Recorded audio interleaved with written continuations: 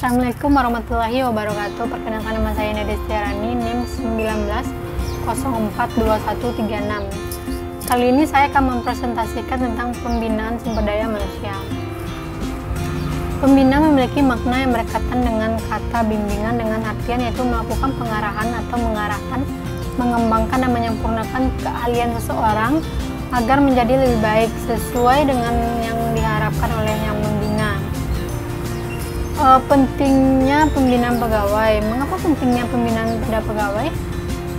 Yaitu untuk mendapatkan hasil kerja yang baik, maka diperlukan adanya pegawai-pegawai yang setia, taat, jujur, penuh dedikasi, disiplin, dan sadar akan tanggung jawab yang dibebankan kepadanya sesuai dengan peraturan perundang-undangan kepegawaian yang berlaku. Ada tujuan pengembangan SDM dan dimensi pengembangan SDM. Yang pertama, tujuannya meningkatkan kemampuan, keterampilan, sikap, dan tanggung jawab karyawan sehingga lebih efektif dan efisien dalam mencapai sasaran program dan tujuan organisasi. Yang kedua, dimensi. Dimensi ada dua, yaitu individual, yaitu output, dan institusional atau organisasional atau outcome. Ada fungsi pembinaan. Yang pertama, untuk memupuk kesetiaan dan ketaatan.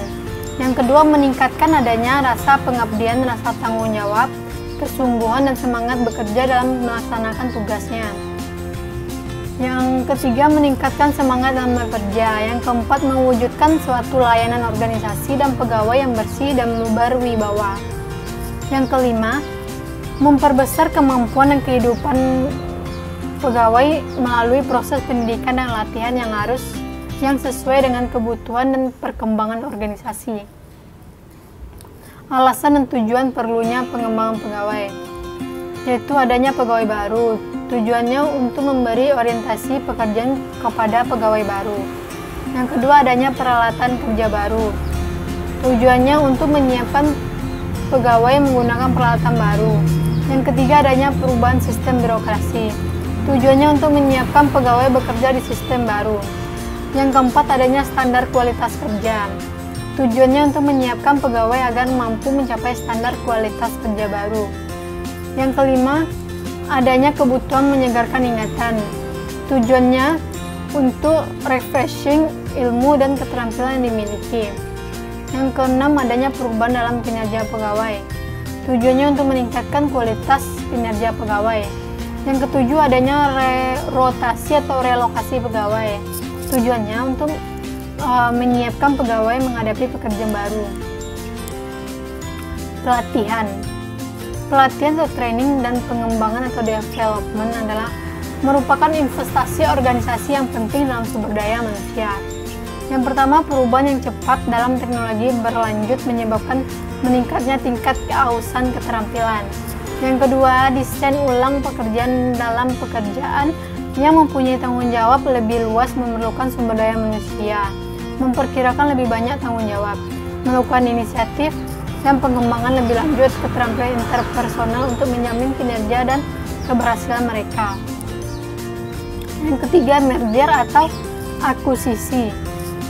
Telah meningkatkan dengan pesat. Aktivitas ini mengintegrasikan sumber daya manusia dalam satu organisasi ke dalam organisasi lainnya yang mempunyai budaya yang sangat berbeda. Yang keempat, sumber daya manusia bergerak dari satu pemberi kerja ke pekerja lainnya dengan frekuensi lebih besar daripada periode sebelumnya.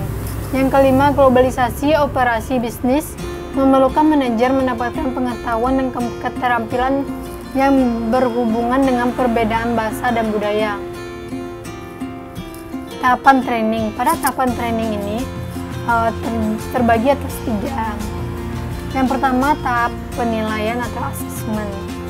Pada tahapan penilaian ini diawali dengan pelaksanaan analisis kebutuhan pelatihan atau training need assessment dari pegawai yang diproyeksikan untuk suatu jabatan tertentu.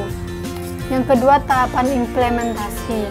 Pada tahapan implementasi, pelaksanaan dari proses pelatihan apakah melalui mentoring, coaching, training, Yang ketiga, tahapan evaluasi. Apakah hasil pelatihan dapat dinilai efektif dan efisien?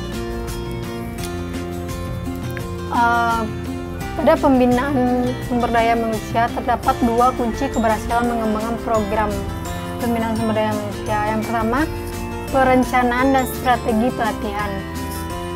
Merencanakan dan mengatur strategi pelatihan menyangkut 4 langkah. Yang pertama, needs assessment, objectives, design and delivery, evaluation.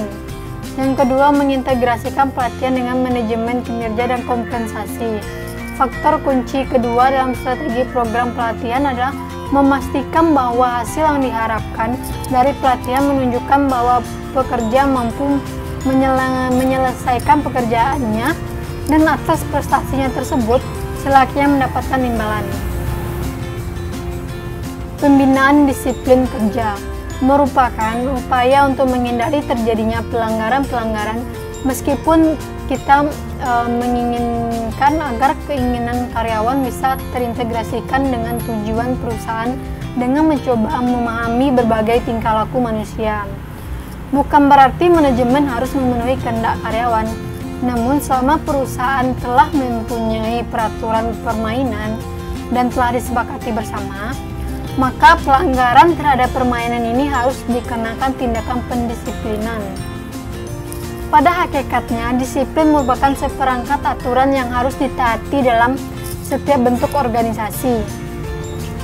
Di dalam peraturan pemerintah nomor 30 tahun 1980, diungkapkan bahwa peraturan disiplin pegawai negeri sipil adalah peraturan yang mengatur kewajiban, larangan dan sanksi-sanksinya apabila kewajiban tidak ditaati atau larangan dilanggar pegawai negeri sipil. Pelanggaran disiplin adalah setiap ucapan, tulisan, atau perbuatan pegawai negeri sipil yang melanggar ketentuan peraturan disiplin pegawai negeri sipil, baik yang dilakukan di dalam maupun di luar jam kerja. Baiklah, sekian hasil presentasi saya. Apabila ada kesalahan kata atau ucapan, mohon dimaafkan. Assalamualaikum warahmatullahi wabarakatuh.